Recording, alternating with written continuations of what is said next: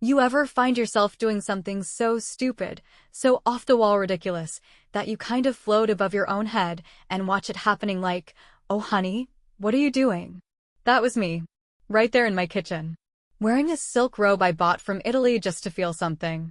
Watching a 19-year-old boy bend over to fix the pantry door like his life depended on it. His name was Javier. The handyman. The gardener. The boy who walked in like he was sent from heaven to make middle-aged married women reconsider their life choices.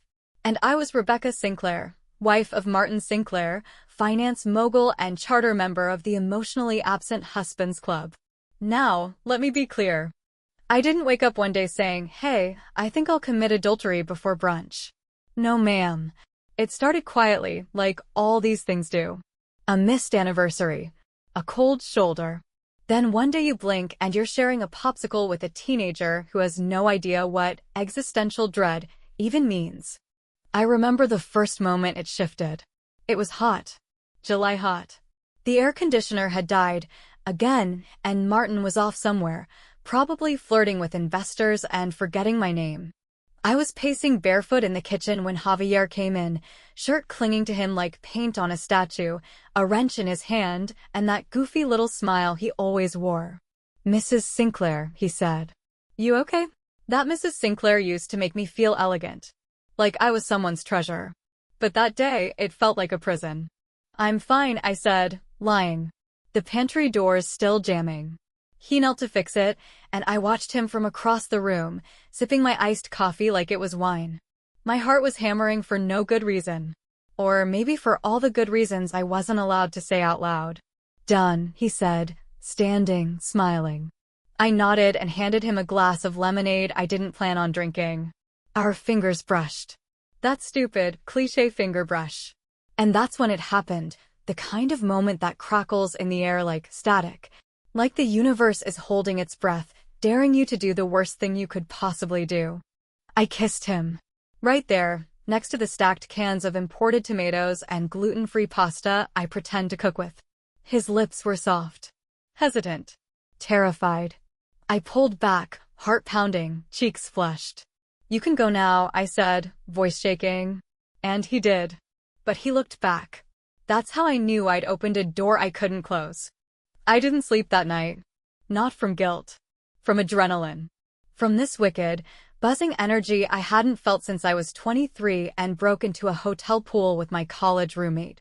I walked around my big, empty house in that robe, eating cold cheesecake from the fridge and wondering what the hell I'd just done. Martin didn't come home till 2 a.m. He didn't even notice I was awake. Just dropped his keys in the bowl, kissed me on the forehead like I was his damn grandma, and mumbled something about China opening up their markets. I stared at the back of his head while he snored. And I thought, not about Javier's kiss, but about the version of myself I'd lost somewhere along the way. The one who used to laugh in the rain, who danced in parking lots, who didn't spend her nights lonely in silk. The next morning, Javier texted me. Hey, about yesterday, are you okay? God help me, I smiled. And that was the beginning. They say guilt eats you alive, but honestly, the only thing eating me that week was Javier. Oh, don't look at me like that. I'm not proud. Well, okay, maybe a little. But I am honest, which is more than I can say for most of the women I brunch with on Sycamore Lane. They smile over avocado toast and talk about Pilates, while their souls scream into the void. At least I was screaming into something warmer. And more flexible. After that pantry kiss, I told myself it was a fluke. A heat-of-the-moment thing. But then I invited him over 2 days later to help organize the wine cellar. Which, let's be honest, was just a fancy name for the basement room I kept stocked with overpriced Pinot and boxes of Martin's college trophies he never unpacked. I wore white linen and no bra. I told myself it was for comfort. Javier showed up 10 minutes early. That boy is always early. I don't know if it's the Catholic in him or if he just likes to keep me on my toes. Either way, by the time I handed him the inventory clipboard, I was already thinking of reasons to, accidentally, lock the door behind us. We kissed before we made it to the second wine rack. We didn't organize a single bottle. I vaguely remember knocking over a crate of Tempranillo with my foot and him whispering, "Oops," against my neck while we were halfway horizontal on a dusty bench. He smelled like grass clippings and sunblock. It was intoxicating. Afterwards, we lay tangled on an old picnic blanket like teenagers skipping school. He looked up at the ceiling and said, "Is this wrong?" And I, being the emotionally mature, morally grounded woman that I am, kissed his cheek and said, "Of course it is." Then I laughed. He looked startled. "Why are you laughing?" "Because," I said, "a Roomba just saw my butt." I had completely forgotten that Martin had gifted me a self-navigating vacuum last Christmas. One of those high-end ones with cameras for obstacle detection. The kind that quietly hums along the house while mapping every crevice and corner. And guess what? It had followed us down into the cellar. There it was, bumping lightly against the baseboard like it had seen too much and now just wanted to die. Javier turned red. "You think it recorded anything?" "Oh, sweetie," I said, "if that thing had a memory card, we're starring in a very specific genre of home video." I managed to snag it and delete the storage via the app, but not before it had sent a routine cleaning complete notification to Martin's synced phone. Why was the vacuum in the basement? He texted me later that night. I panicked for a solid 30 seconds, then replied, "Must have taken a wrong turn." Like all of us, right? He sent back a thumbs-up emoji. The weeks that followed were a blur of close calls and secret signals. Javier and I developed a system involving fruit bowls. If the green apples were in front, Martin was home. Red meant it was safe. If there were no apples, someone had to go to the store, preferably with their pants on. I told my friends I was seeing a personal trainer. One of them asked if he did house calls. I told her he only worked with very special cases. Which isn't a lie, technically. My case was special enough to get Javier showing up at 10 a.m. with a yoga mat and a nervous smile. There were funny moments too. Like when Javier accidentally used my lavender-scented face cream as lube. I screamed so loud we woke the neighbor's baby. Or when Martin nearly walked in on us in the laundry room and I had to shove Javier into a basket full of hand washables. He was curled up next to a cashmere scarf trying not to sneeze. But then the dream started cracking. Because lust? Lust is easy. It's the cover charge. But feelings? Feelings are the messy part. One afternoon, after a particularly intense, stretching session, Javier sat on the edge of my bed and said, "I think I'm falling for you." And my heart did this strange little somersault. Not because I felt the same, but because suddenly I realized this wasn't just about me anymore. And feelings? Feelings come with expectations. And expectations, darling, have a funny way of exploding at the worst possible moment. And wouldn't you know it, a moment like that was just around the corner. You ever walk into a situation thinking you've got it under control, hair done, heels high, heart cool, and within 20 minutes you're hiding your lover in a linen closet while your husband asks if you've seen the pool skimmer? Yeah, that was me last Saturday. It all started when Martin, in a rare burst of social enthusiasm, decided to throw a casual summer mixer at our house. You know, a little poolside mingling with his business partners and their impossibly smooth-skinned wives, all sipping cucumber gin fizzes like they didn't spend most of the year avoiding each other. "I want people to see the house," Martin said, flipping through fabric swatches like a man who'd ever cleaned a throw pillow in his life. "It's good for optics." "Of course," I said, twirling my hair. "God forbid your hedge fund friends think we live like humans." He didn't laugh. He rarely did anymore. So I played the gracious hostess. Ordered shrimp towers and fancy skewers with mozzarella balls the size of my pearls. Got the patio pressure washed. Bought 4 new floaties, one shaped like a flamingo the size of a Honda Civic. And then I made my biggest mistake, I told Javier. "I'll need your help that day," I said, standing far too close in the garden while he trimmed the roses. "Pool maintenance. Extra hands. You know." He gave me that look, the one that starts in his dimples and ends somewhere dangerously low. "I'll wear something appropriate," he said. "You like blue, right?" Reader, I do. The day of the party was like something out of a magazine if the magazine was titled Beautiful People, terrible timing. Sun blazing, pool sparkling, caterers in crisp black uniforms serving smoked salmon on edible spoons. Javier showed up wearing the tightest damn swim trunks I've ever seen on a person outside of an Olympic diving team. Blue, of course. And no shirt. Just tan skin, toned muscle, and a smile that made the bartender drop a tray of mimosas. He wasn't officially invited. I told the guests he was the pool tech, which would have been fine if he hadn't leaned down to pick up a drop towel right as Martin came around the corner. Martin stopped mid-sentence. That the new guy? I choked slightly on my Prosecco. Ma'am. Hard to find good help these days. Martin stared a second longer than I liked, then shrugged and wandered off to talk about market volatility with a man in loafers and no socks. I found Javier behind the cabana moments later. Are you trying to get us caught? He grinned. Just stretching. That's all. You're about 2 inches away from me blackmailing myself. Then he kissed me. There, right behind the lemon trees. Not even a proper hideaway, just a sliver of shade and nerves. He kissed me like we had hours, not seconds. And I, God help me, I kissed him back.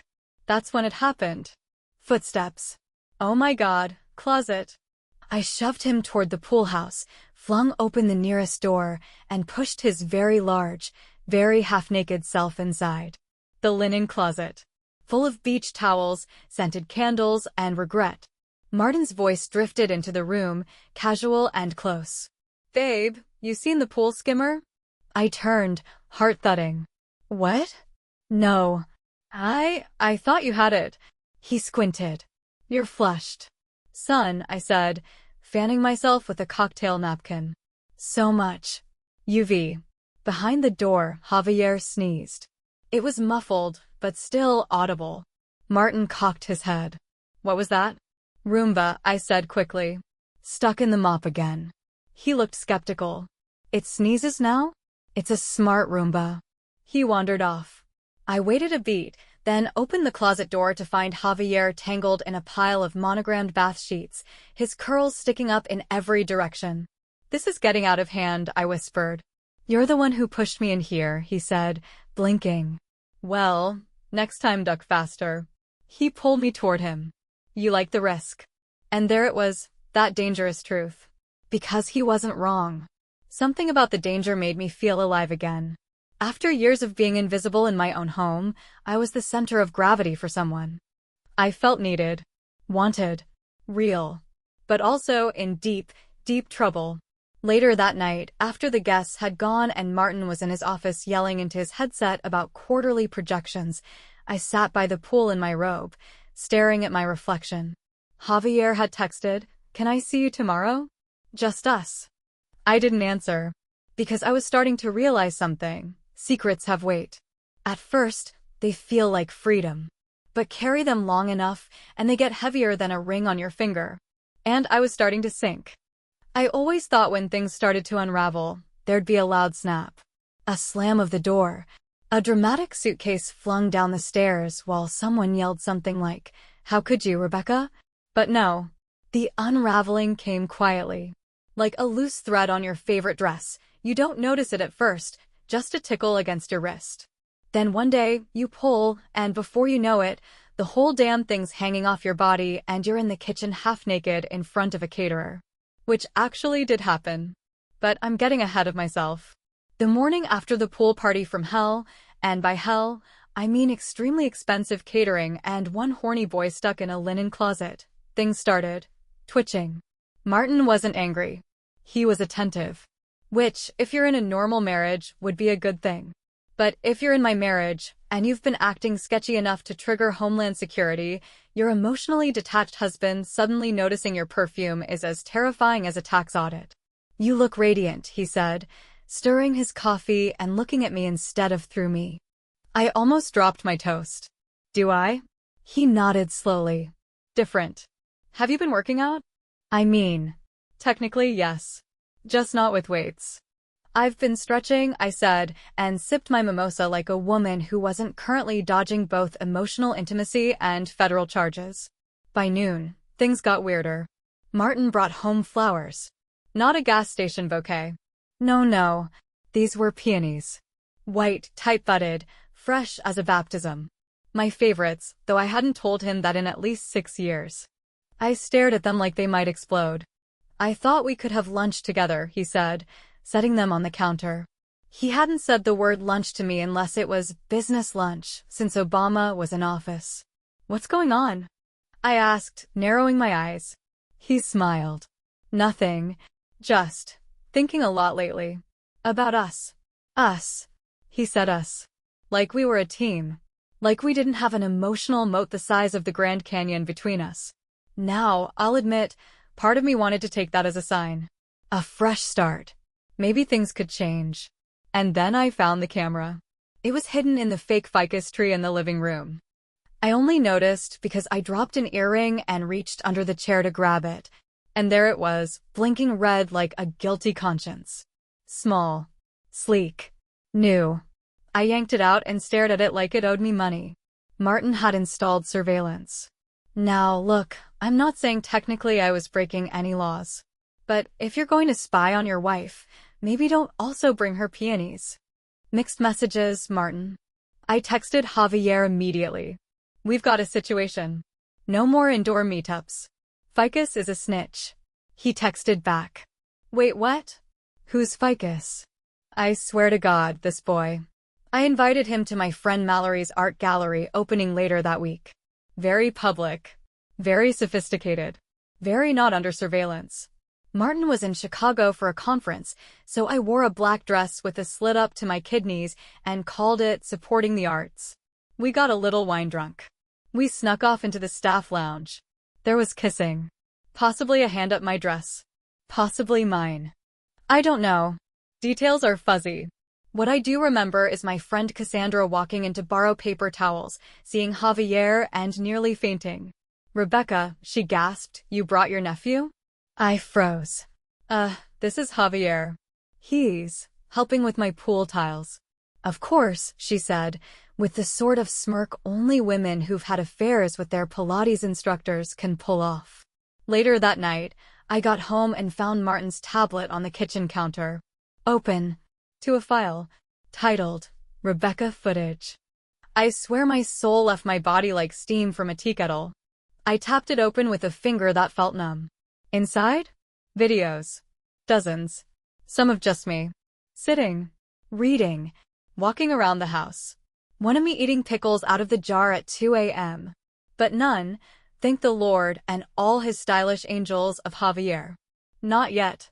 I closed the tablet, poured myself a glass of 2006 Syrah, and said out loud, okay, Becca, time to stop. And then my phone pinged. It was a photo from Javier. Him. Shirtless. Smiling. Caption. Thinking about you. Wish I was there.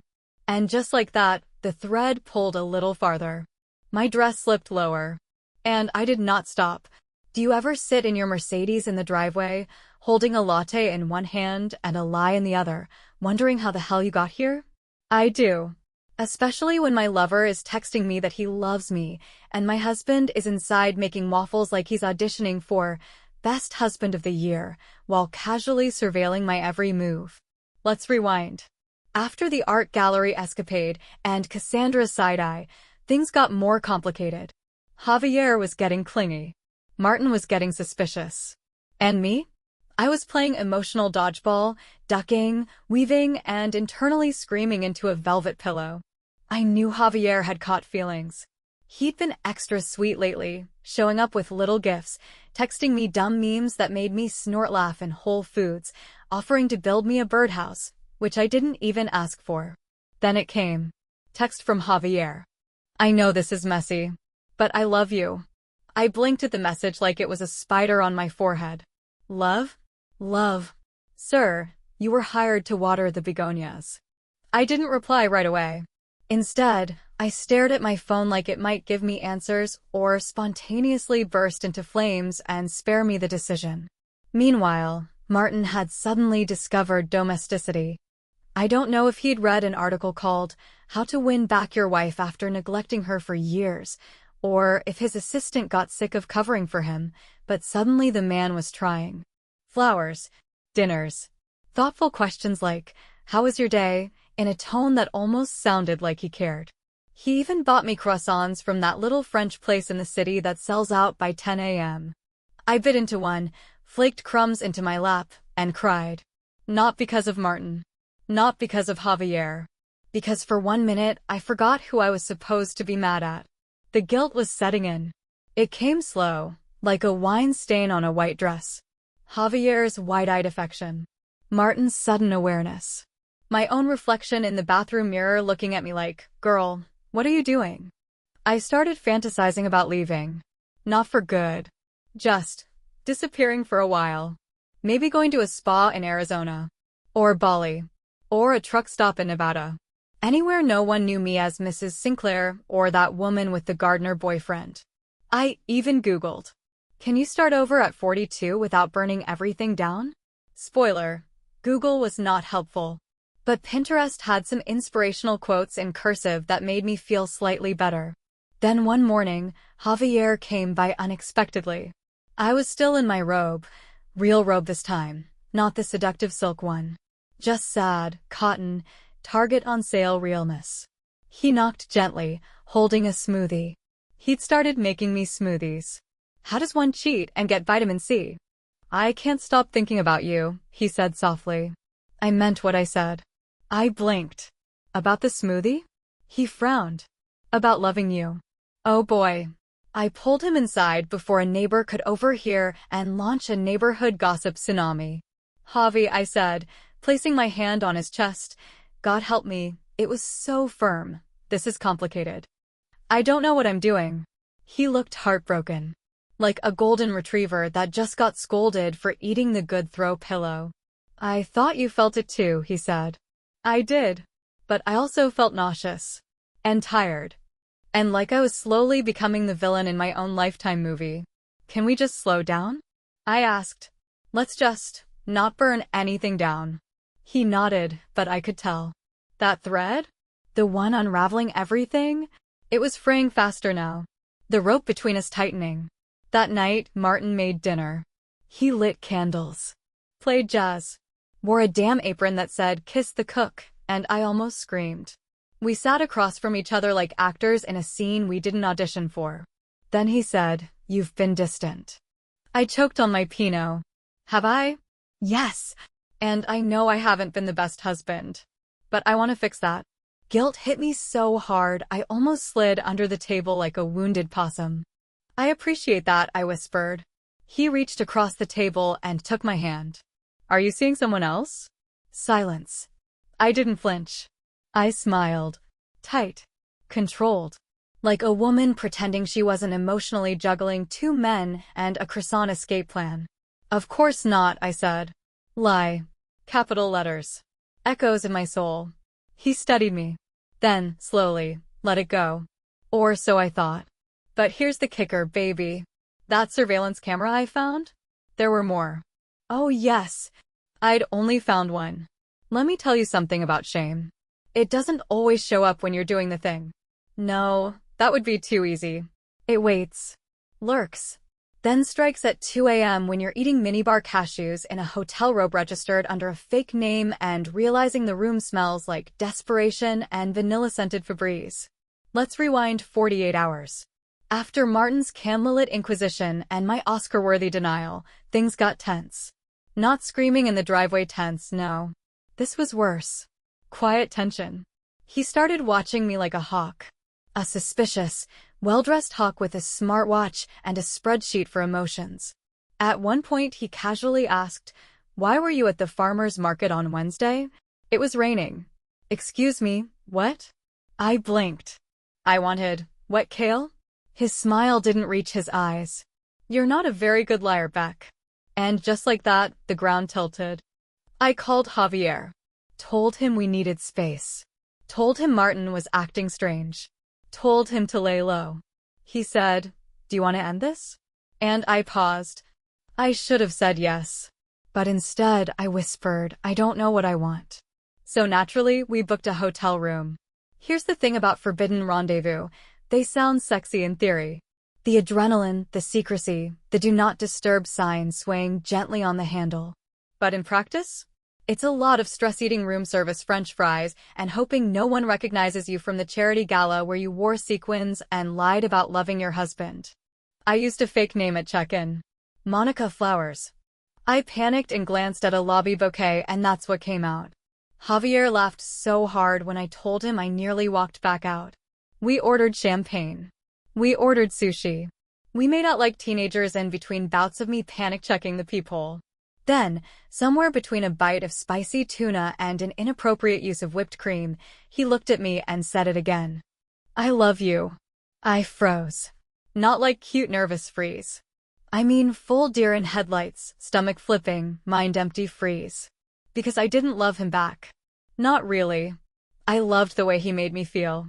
Which is not the same thing. Javi, I started, gently peeling his hand off my thigh. He sighed. You don't, do you? I didn't answer. He got up. Pacing. Shirtless and emotional, which is a dangerous combination. You only call me when you're sad or scared or bored, Rebecca. I'm not your escape hatch. I blinked. You're 19. He winced like I'd slapped him. So that's what I am now? No, I mean yes, but not like that. I care about you.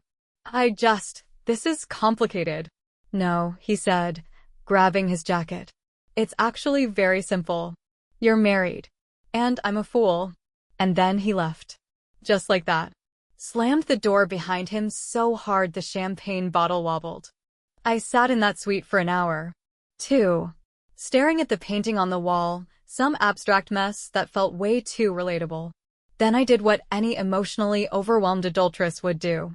I ordered a $34 croissant and fell asleep in my robe with mascara tears dried on my cheek. I woke up at 6 a.m. to 11 missed calls from Martin. And one text. Where are you? I stared at it like it had teeth. Because the hotel was supposed to be off the radar.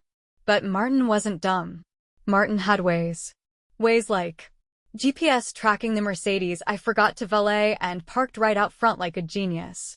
I raced home, brushed my hair in the elevator, threw on sunglasses even though it was still barely dawn, walked through the front door like I had been abducted by a skincare cult in Malibu and just escaped. Martin was standing in the kitchen. Coffee. No smile. You were at the Langford, he said calmly. My stomach dropped. Excuse me? You were at the Langford Hotel. Room 506. Registered under the name, Monica Flowers. He actually said it with a straight face. I didn't speak. Didn't blink. Just stood there like a busted statue. He took a sip of coffee. Then, next time you cheat on me, at least don't use the Amex we share. Reader. I fainted. Not metaphorically. Literally collapsed. Right there on the terrazzo tile. Was it the guilt? The shock? The 4th glass of champagne still in my bloodstream? No idea. But when I came to, Martin was crouched next to me, shaking his head. We're going to have a conversation, he said, voice low. And I knew. Everything was about to change.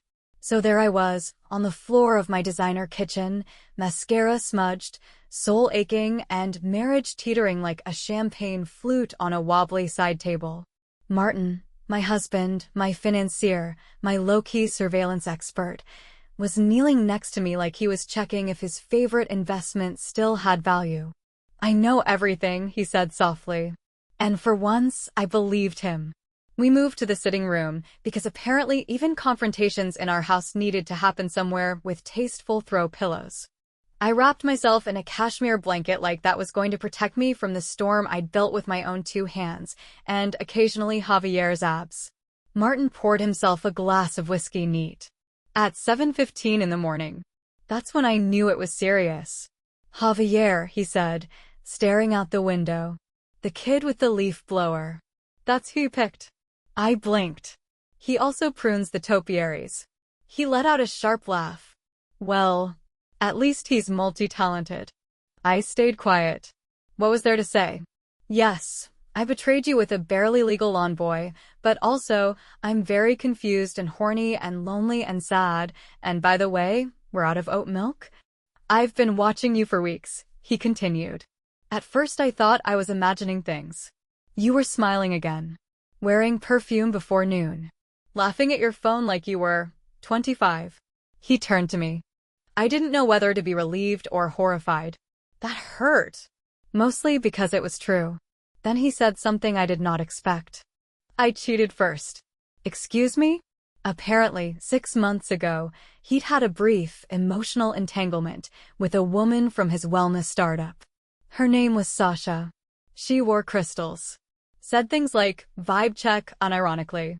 They kissed once in the back of a Tesla, then mutually ghosted each other like grown-ups who realized they weren't even that into it. I stared at him, floored. So, you started it? He raised an eyebrow. This isn't kindergarten, Rebecca. There's no, you hit me first. We're not keeping score. But you installed cameras. And you installed a pool boy in your bed. Touché. And then came the mug incident. I don't know what possessed me. Maybe the exhaustion. Maybe the way he was so calm, so collected, while I was unraveling like a spool of silk thread. I stood up. I grabbed the commemorative mug from our trip to Paris, the one with little gold Eiffel Towers. And I launched it at the wall. It shattered into tiny porcelain regrets. He didn't flinch. I want a separation, I said. Just like that. No build-up. No tears. Just the truth. Raw and ugly and bleeding all over the rug. Martin took a long sip of whiskey, then nodded. I figured. We sat there, two people who once danced under fairy lights in Tuscany, now calmly discussing the logistics of emotional ruin like a business merger. I'll stay at the penthouse in Midtown, he said. You can have the house. I'll call the lawyers. And that was it. Except, he stopped in the doorway, turned, looked at me with eyes I hadn't seen in years, tired, but human. Vulnerable. One condition, he said. I held my breath. No more lies. Not to me. Not to yourself. If you want the boy, go to him. If you want out, walk. But no more pretending. And with that, he was gone. I stood in the silence, surrounded by the echoes of what we used to be. I looked at the broken mug. The glittering shards on the floor like confetti after a funeral. And then my phone buzzed. A message from Javier. I miss you. I messed up. Please, can we talk? I stared at it. Then, slowly, I picked up my keys. I don't know what I expected when I pulled into Javier's driveway that morning. Closure, maybe. A dramatic reunion. Or possibly just a long, stupid hug that would make everything feel less like a fever dream. What I wasn't expecting was her. A girl. Maybe 20. Maybe less. Blonde. Ponytail. Wearing a hoodie that looked suspiciously like mine. And standing barefoot on Javier's porch with a look that said, I've been here. I've been here a while. I sat in my car like a ghost. My hands on the steering wheel. Heart flatlining. Then the kicker, she leaned down and kissed him. Not a polite, thanks for the coffee kiss. We've been doing this kiss. I watched. Blinked. Didn't breathe. Then I did the dumbest thing imaginable. I got out of the car. He saw me before she did. His eyes widened. He stepped back like he'd seen a spirit rise from the grave. Rebecca, wait, this isn't. Who's that? The girl asked, turning. And I swear on my last monogram towel, she looked me up and down like I was someone's mom who wandered out of Pilates and into a crime scene. I said, and for the first time in this whole saga, I truly didn't know. His ex, I said finally. Or maybe just his mistake. She raised an eyebrow. Cool. Cool. I turned to him. So this is what you do now? You rotate older women until you find one who buys your protein powder and lets you live rent-free. His jaw clenched. That's not fair. Neither was loving someone who used me as a self-esteem booster. Rebecca, he started, reaching for me. And that's when I smelled it. Lavender. My perfume. The one I'd worn for him.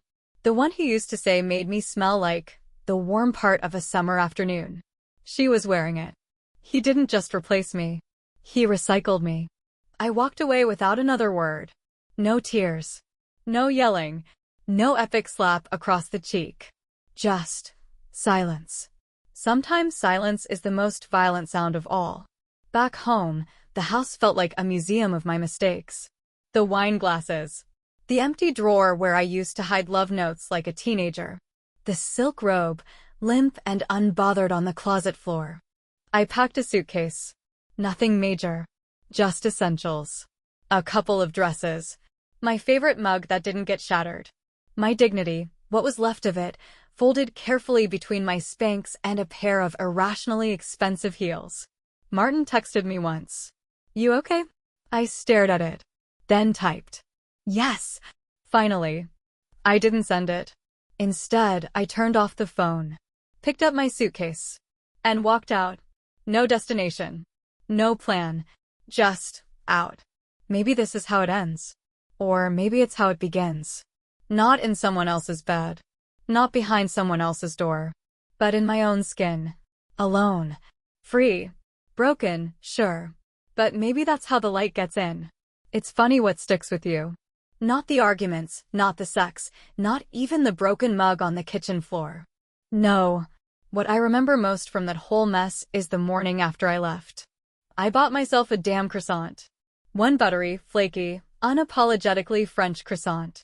From a little bakery off Route 7 that smelled like heaven and divorce at the same time. I sat outside at a rickety iron table, sunlight on my bare shoulders, and took the first bite like it was communion. That was my real beginning. The year that followed was weird. I didn't become a yoga instructor in Bali or write a memoir yet. I didn't cut off my hair or swear off men forever. I got a modest rental. Started volunteering at an animal shelter. Took up pottery of all things. I made a bowl shaped like an eggplant and accidentally sold it to a man who thought it was subversive. I didn't correct him. Martin and I finalized the divorce quietly. No alimony battles. No wine throwing. He met someone. I met myself. For the first time in years, I liked the woman in the mirror. She had laugh lines. And strong arms from lifting dog food. And a habit of dancing while folding laundry. She was lonely sometimes. But never invisible. Javier texted once. "I'm sorry. I wasn't ready. I hope you're okay." I didn't reply. But I did smile. And then, one Saturday morning, just as spring arrived and the cherry blossoms started showing off again, I heard a knock on my door. I was in sweats. No makeup. Hair in a messy bun that wasn't even cute messy, just actual messy. I opened the door. There he was. Nathan. The quiet guy from the dog shelter. Soft-spoken, big hands, always wore flannel even when it was 80 degrees out. I thought he was shy. Turns out he was just waiting. He held out a paper bag. "Croissant," he said. My eyes widened. "Are you? Is this?" I remembered you mentioned them once. And the bakery downtown just reopened. I blinked. Took the bag.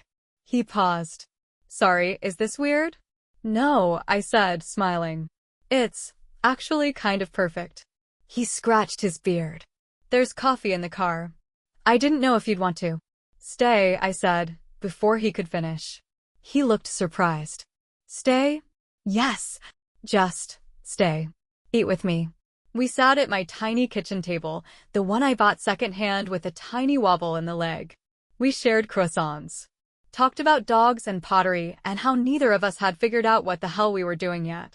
At one point, he looked up and said, "You seem like someone who's survived something." I nodded. "I have." Then he smiled. "Me too." And we kept eating. And laughing. And living. No drama. No secrets. Just butter and crumbs and maybe something real.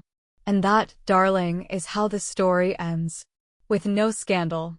No linen closets. Just a woman. Whole again. And a man holding croissants at her door.